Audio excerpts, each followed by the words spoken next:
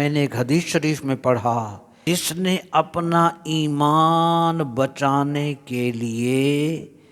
ہجرت کی، وطن چھوڑا، ملک چھوڑا، مکان چھوڑا کہ میرا ایمان بچ جائے، میں اس گندے ماحول سے نکل جاؤں، فرمایا وہ ایک بالشت کے برابر بھی اگر جگہ کو بدلے گا،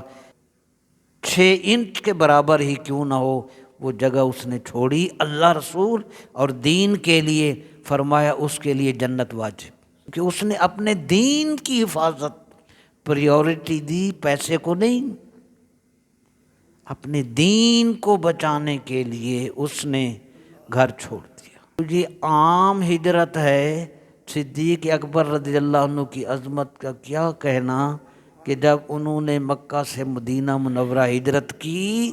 اکیلے نہیں کی، حضور کے ساتھ ہجرت کی۔